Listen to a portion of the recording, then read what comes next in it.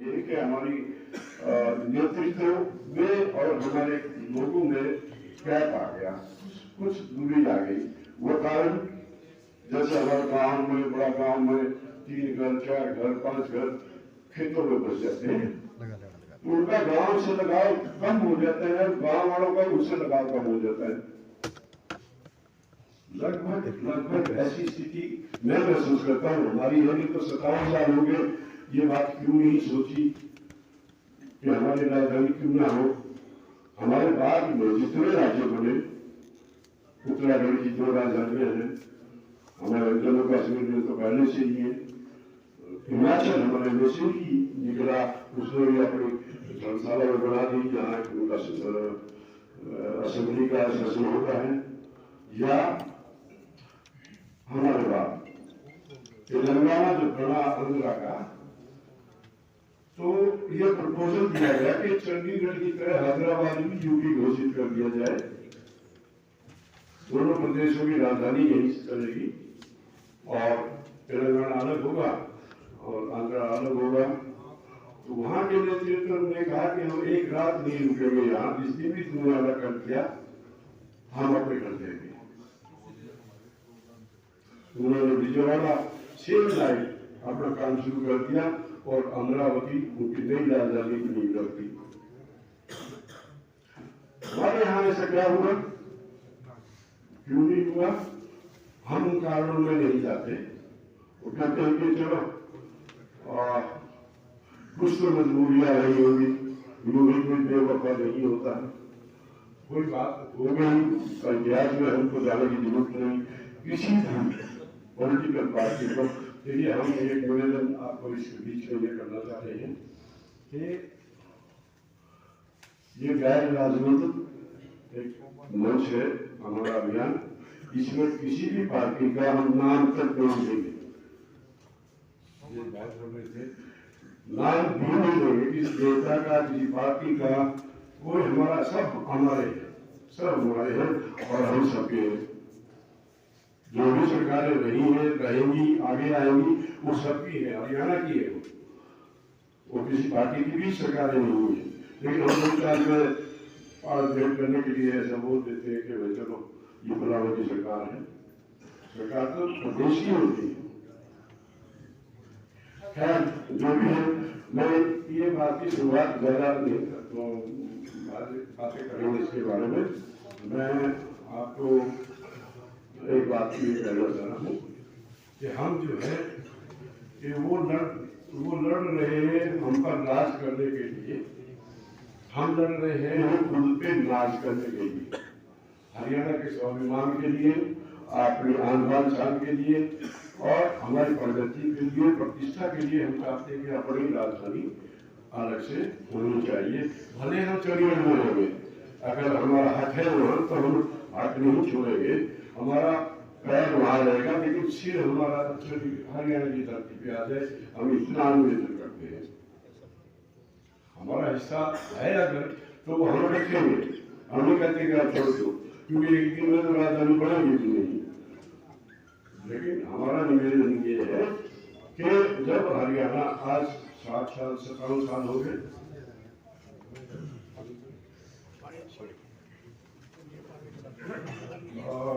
18 साल बाद 75 के हो जाएंगे तो प्लेटिनम जुबली मनाएगा हरियाणा, प्लेटिनम जुबली मनाएगा हरियाणा। हम चाहते हैं कि वो अपनी भूमि को मनाए तो हमको गर्व होगा, हम रहे ना रहे, लेकिन हमारी पीढ़ियों को, आने वाली पीढ़ियों को इस बात का गर्व होगा कि हमने अपनी प्लेटिनम जुबली अपने हरियाणा की धरती पे मनाई। हम नहीं चाहते।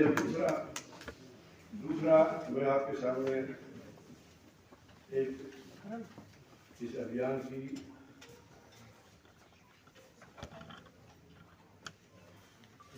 उद्देशिका कहिए या संकल्प कहिए वो पढ़ता हूँ।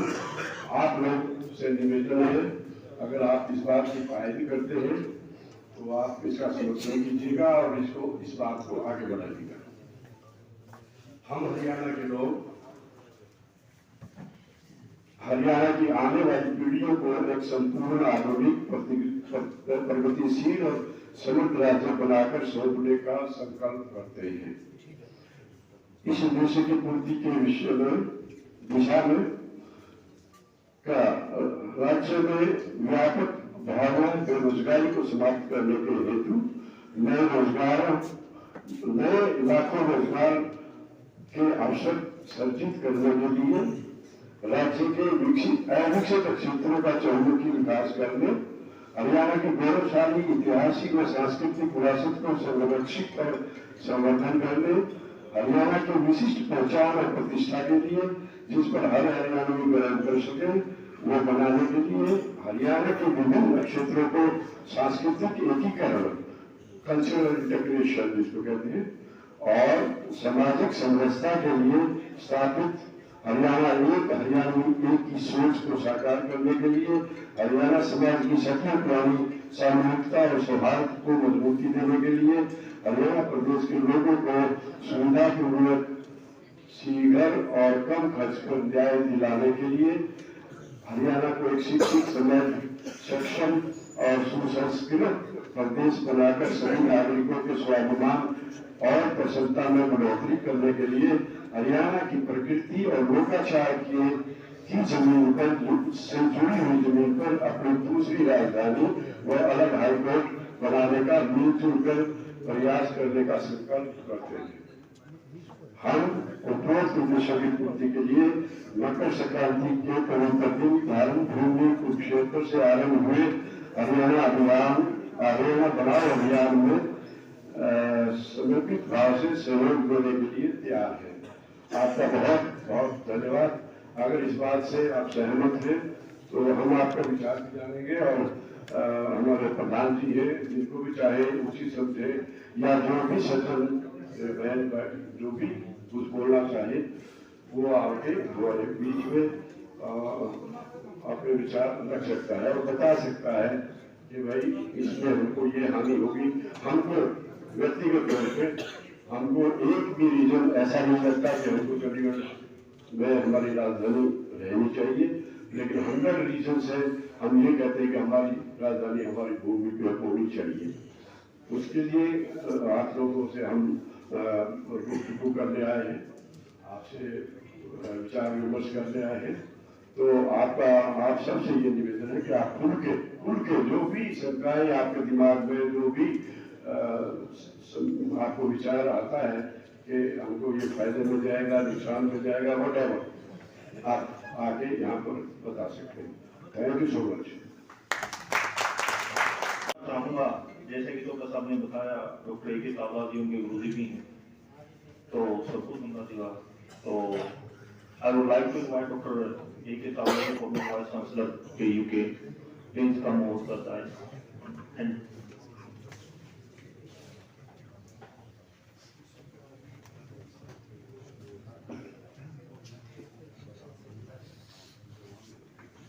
Thanks a lot. हरियाणा बनाओ अभियान के संचालन कर रहे सभी उपस्थित, जिनमें से खास तौर पर मैं महेंद्र सिंह जी का नाम लेना चाहूंगा। ही हैपन टू बी मुख्य वक्ता, जिन्होंने आपके समक्ष ब्रीफ में बताया कि अभियान क्या है और मुझे मौका दिया उन्होंने as a member of the civil society जीन कि मैं भी कुछ विचार अपने रख सकूं। मैं धन्यवाद करता हूं उनका और धन्यवाद करता हूं आपके जो बाहर के प्रधान हैं मेरे अजीज राकेश मालिक, मंचासीन हमारे बीच बहुत ही विभूतियां बैठी हैं आपके समक्ष, जिनमें से खास तौर पर मैं नाम लेना चाहूंगा। हमारे बीच जनरल जगदीप सिंह कुंडू जी जो AVSM रिटायर्ड है। हमारे बीच bar council Haryana Punjab high court के पूर्व चेयरमैन आदरणीय रणधीर सिंह जी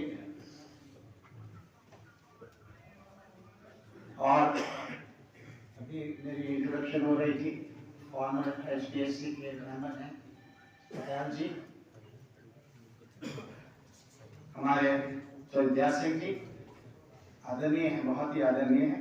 और मैं नाम लेता हुआ सम्मानित मंच व आज के इस सभागार में उपस्थित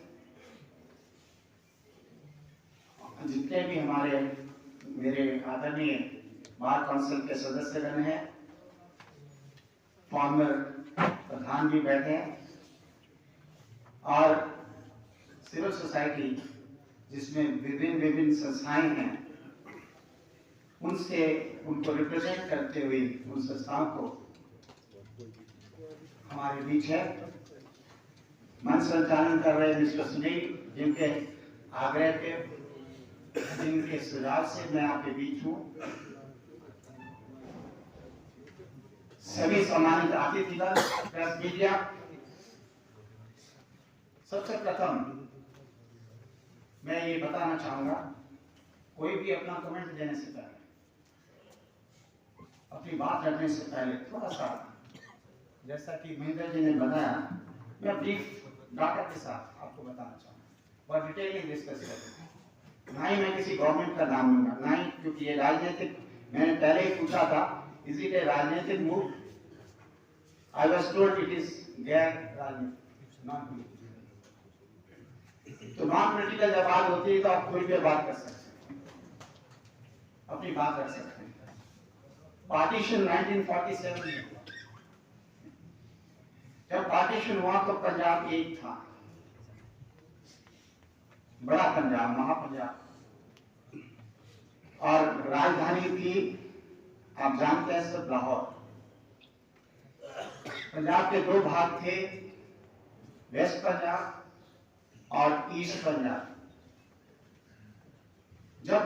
जब पार्टीशन हुआ तो आपके हिस्से में आया ईस्ट पंजाब और राजधानी बनाई गई शिमला। हम इससे स्टार्ट करते हैं। शिमला अंग्रेजों की राजधानी, अंग्रेजों के राजधानी का मतलब विंटर कैपिटल, सब बिल्डिंग्स की, सब कुछ था, प्रॉस्पर शहर था, तो शिमला को राजधानी बनाया गया। ये बात है 47 की। तब के तत्कालीन प्राइम मिनिस्टर थे, तो उन्होंने सोचा कि जब पंजाब बन गया तो हमें पंजाब की राजधानी बनानी चाहिए। ये विचार आया, लोगों से विचार पूछा गया और कंसल्टेशन के बाद ये फैसला लिया गया कि अगर आप अपना नया कैपिटल नहीं बनाते तो विकास नहीं होता। अगर आप अमृतसर चुनते हैं, करनाल चुनते हैं, जालंधर चुनते हैं या कोई और शहर चुनते हैं तो आप विकास नहीं कर पाएंगे पंजाब का प्रॉपर तरीके से। ये सोच थी और उस सोच के अनुसार चंडीगढ़ को कैपिटल बनाने का निर्णय लिया। चंडीगढ़ का बनाना तो शुरू हो गया था पहले 1950 के आसपास। निर्णय हुआ कि चंडीगढ़ को कैपिटल बना दिया जाए पंजाब का, और उस लाइन पे चंडीगढ़ को पंजाब का कैपिटल बनाया गया। शिमला के बाद 52 तक शायद शिमला रहा, उसके बाद पंजाब में चंडीगढ़ को लिया गया। चंडीगढ़ डेवलपमेंट स्टेट था, विकास हो रहा था चंडीगढ़ का। पहली रीऑर्गेनाइजेशन हुई पंजाब की, फर्स्ट रीऑर्गेनाइजेशन वाज इन 1956। 56 में रीऑर्गेनाइजेशन होती है, पंजाब और पेप्सू को मिला दिया जाता है और पंजाब फिर एक पंजाब बनता है with capital again Chandigarh. Second reorganisation होती है 1966 में। अब बात शुरू होती है, विभिन्न पॉलिटिकल पार्टीज के कारण, लोगों के व्यूज लेने के कारण, Punjabi speaking area, Hindi speaking area की बात करने के कारण, विभिन्न कारण थे, जिन कारणों के कारण 18 सितंबर 1966 में पार्लियामेंट में साइटेशन नंबर 31 के मुताबिक रीऑर्गेनाइजेशन का मांग लिया और 1 नवंबर को स्टेट को बांट दिया गया, पंजाब स्टेट को। और आप जो स्टेट बांटी गई उसमें हरियाणा बना, पंजाबी स्पीकिंग एरियाज पंजाब को गए, हरियाणा हिंदी स्पीकिंग एरियाज के साथ, और कुछ एरिया काट के हिमाचल को दे दिया गया, जो यूटी थी उसको पंजाब, उसको भी स्टेटहुड मिला। 3 स्टेट्स अलग बनी, क्योंकि पैप्सू तो पहले मर्ज हो गया था 1956 में या 1950 की बात है, 56 में। तो अब जब 3 स्टेट्स बनती हैं, आप सोचिए, मैं नहीं कहता कौन सी पार्टी थी, कौन था कौन नहीं था, मैं अपने व्यूज अपने दे रहा हूं, आज दे सकता हूं। आज हम बात करते हैं 7 साल के बाद। महेंद्र जी, जो मैं इस माध्यम से कहना चाहता हूं, हम जाके फिर हो रहे हैं 57 साल के बाद, जबकि सोच तो ये 66 में ही होनी चाहिए थी, इसी जोश के साथ। वो जोश कहां था उस वक्त लोगों में? क्या हमें उस वक्त नहीं मालूम था कि हमने हरियाणा बनाया है, जब हिमाचल की अपनी कैपिटल शिमला है और हम चंडीगढ़ को मान रहे हैं? कारण ये था कि Chandigarh was put to dispute. Punjab claim Chandigarh, Haryana claim Chandigarh, जैसे महेंद्र जी ने आपको बताया। और पॉलिटिशियंस जो भी होते हैं वो समय को टालते हैं, समय को आगे निकालते हैं, क्योंकि वोट बैंक की बात है। और कारण यही था कि चंडीगढ़ डिस्प्यूट में आ गया। आपके कमीशन बैठते रहे, कोर्टों में, ऑनरेबल कोर्ट्स में डिसीजन के लिए हम वेट करते रहे, और मुद्दे भूलते हुए हमारा मुद्दा एक ही रहा, और मुद्दे बीच में आ गए।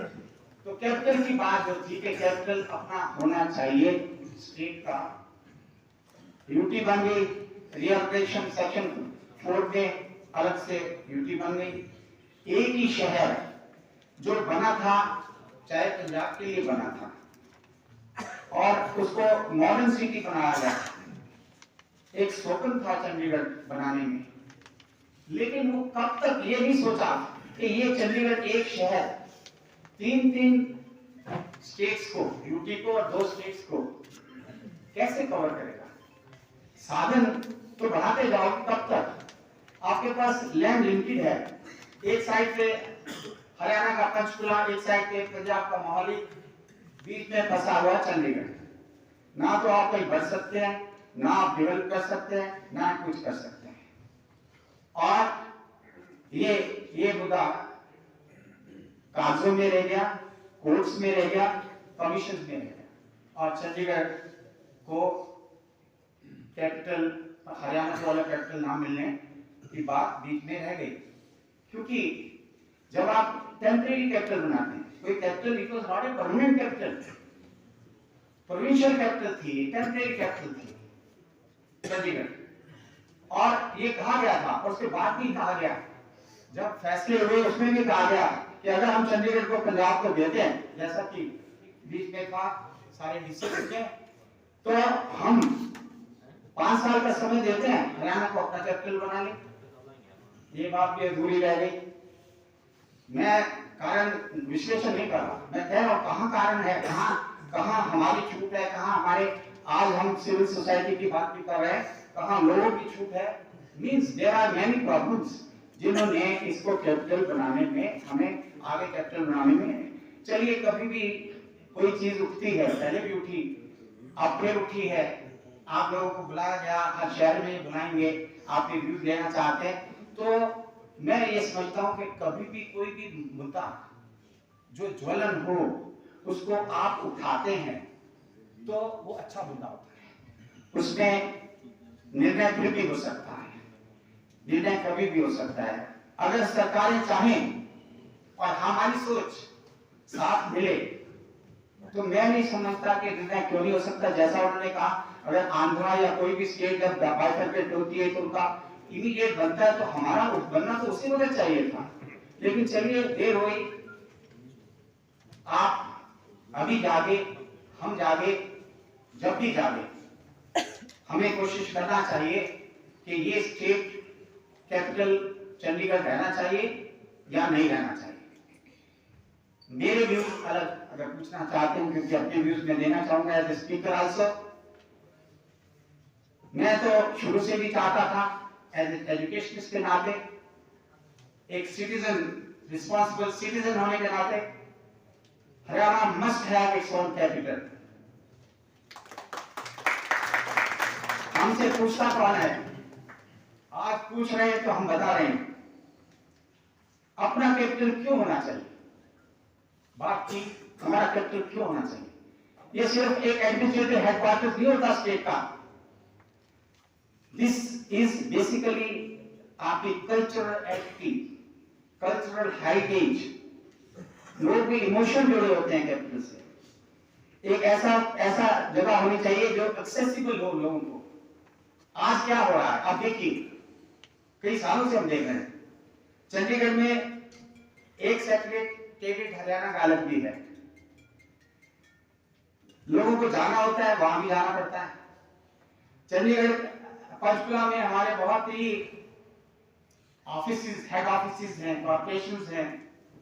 आधी तो कैपिटल बनी हुई है, आधी से ऊपर समझ लीजिए आप।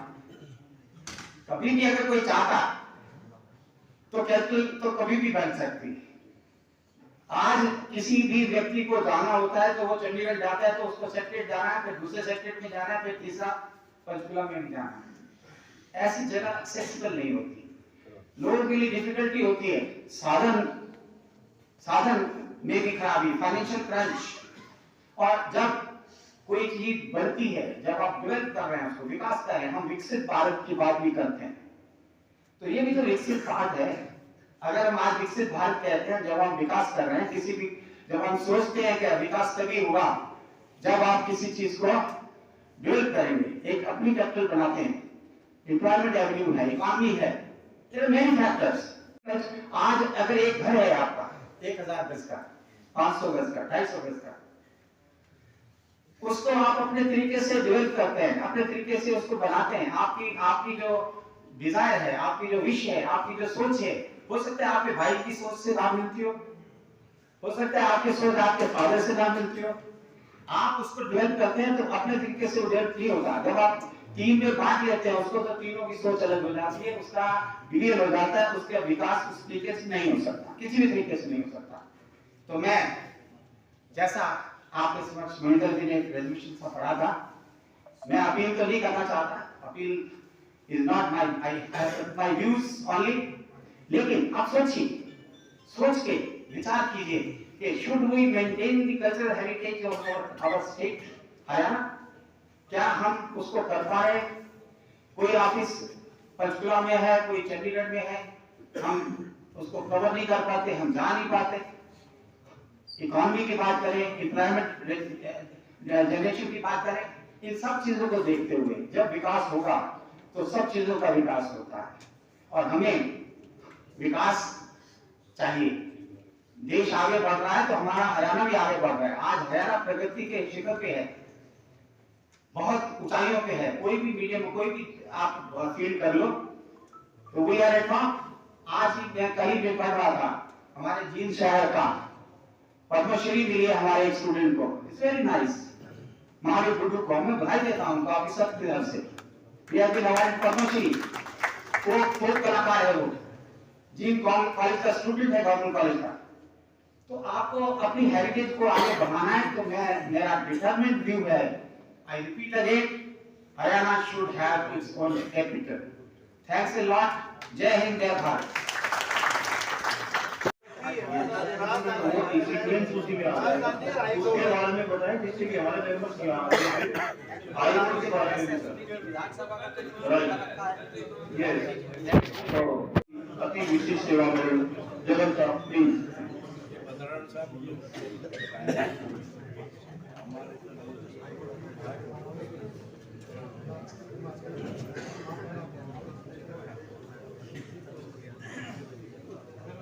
आदरणीय प्रधान जी,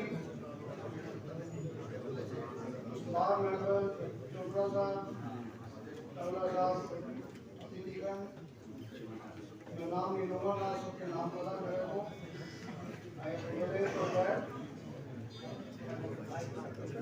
I would like to thank first of all ये मुझे मौका दिया गया यहाँ आकर हम लोगों से बातचीत करने का और अपने व्यूज को प्रकट करने का, जो कि विषय बहुत ही सेंसिटिव है। क्यों है सेंसिटिव? मैं क्यों कहता हूँ, आप अपने से अंदाजा लगाइए जब हम बच्चे थे या हम बच्चे थे, आप नहीं हम बच्चे थे, कैसे रहते थे, क्या मीन्स थे। जैसे जैसे बड़े होते गए कैसे एजुकेशन आई, कहाँ से आई, कैसे फैले, कैसे डेवलपमेंट हुई और कैसे फिर हमारी इंप्रूवमेंट होती है, जिसको कहते हैं क्वालिटी ऑफ लाइफ। वही बिल्कुल अगर इसी मॉडल को आप किसी स्टेट पर लगाते हैं तो बिल्कुल फिट बैठता है in different way. Her state के लिए कि क्यों कहते हैं कि कैपिटल की जरूरत है।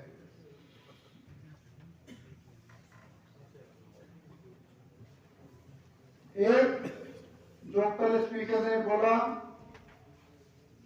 Heritage, cultural heritage has to be maintained, overall development, economic development, education institutions, health, manufacturing, industrialisation, ये सब चीजें एक जगह नहीं आती, पर यस फोकस बनता है कैपिटल,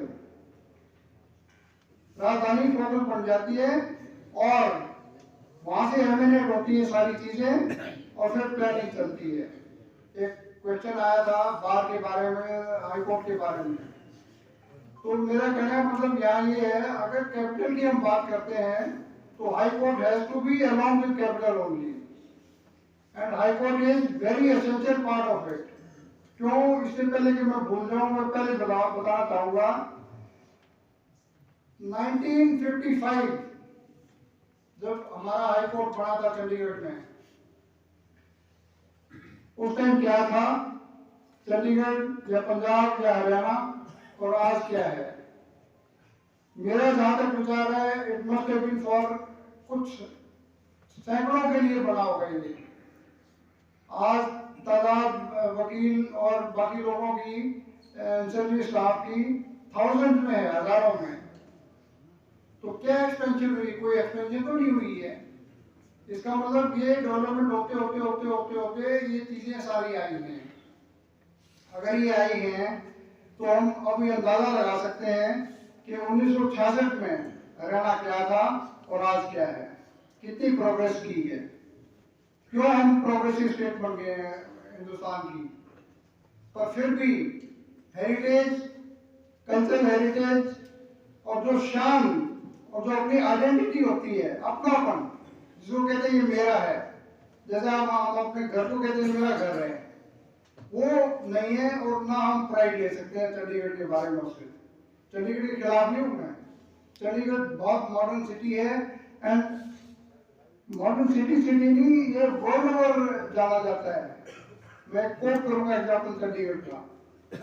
कोई स्टूडेंट क्यों, मेरी अपनी बेटी कहीं बार पढ़ रही थी न्यूयॉर्क में, तो किसी ने पूछा which place you belong to, she just replied Chandigarh, oh Chandigarh, that's all. मतलब वो चीजें आती है, ओह चंडीगढ़, ये कोई फॉरेन का स्टूडेंट बोल रहा है।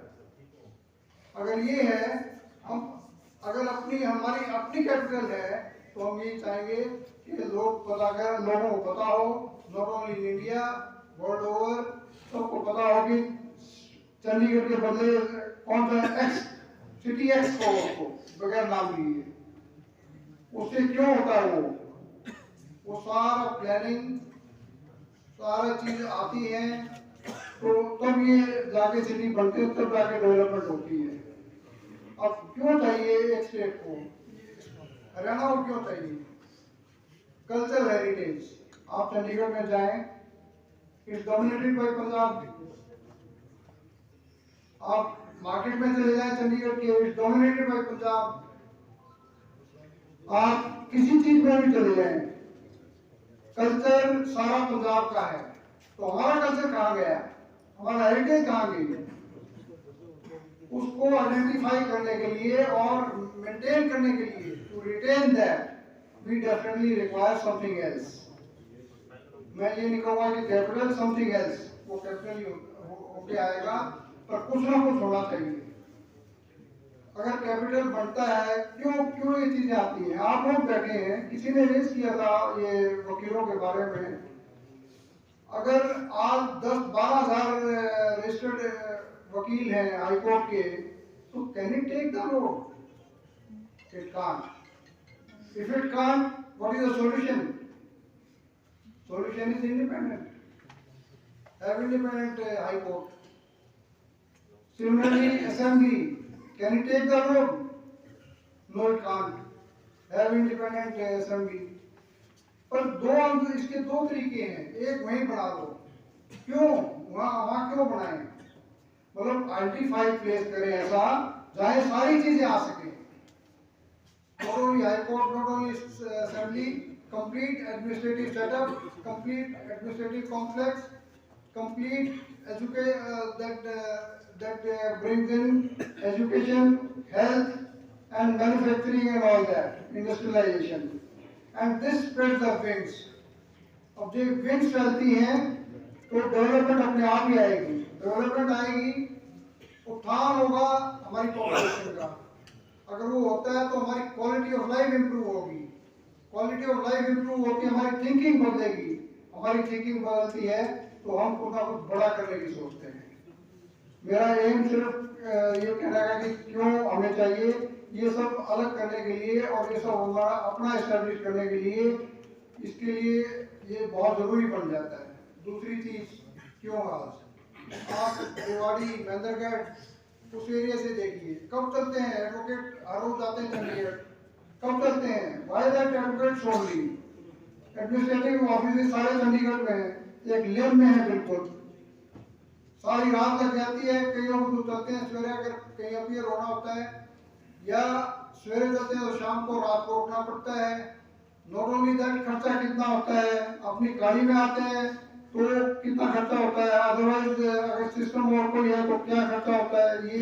ये सोच के जरा देखें और पता लगेगा कि डेफिनेटली आंसर आएगा, इसका दिमाग में कुछ ना कुछ आएगा कि क्यों ना हम ऐसी जगह बनाएं जहाँ इजीली एक्सेसिबल हो।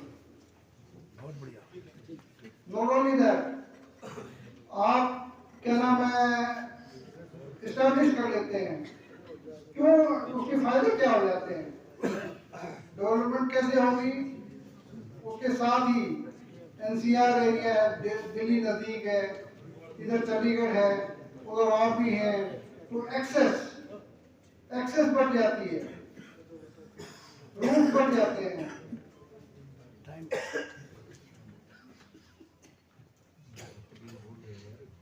तो इसके बारे में ये सब देखते हुए मेरा अपना विचार है, मैं आपको कुछ नहीं कहूँगा, मेरा अपना विचार है ये कि हमारी अपनी कैपिटल होनी चाहिए। एक तो ये है, दूसरा इसका भी छोटा सा एग्जाम्पल दूंगा मैं। जवाहरलाल नेहरू ने क्या किया था, first prime minister of India, Chawla साहब ने उसको टच किया था थोड़ा सा। जब कैपिटल चंडीगढ़ आई थी तो 3 दफा वो अपने आप आए थे सिलेक्ट करने एरिया को, और तो उन्होंने सिलेक्ट किया था। सिलेक्ट करने के बाद फिर उन्होंने बोला था कि अगर कैपिटल बन गया कोई इंस्टीट्यूट भी होनी चाहिए अच्छी, फिर यूनिवर्सिटी आई, फिर उन्होंने बोला था कोई हेल्थ इंस्टीट्यूट भी होनी चाहिए, पीजीआई आया। तो ये कैसे आती है? ये सब विजन से आती है। अगर विजन, स्टेटमेंटशिप, इसके साथ हम सोचें और समझें और अपने लोगों की देखें क्या मुश्किलें हैं क्या नहीं है और कैसे उत्थान करना है हरियाणा का, ये करने के लिए मेरा अपना विचार है कि हमें कैपिटल की जरूरत है। Thank you very much.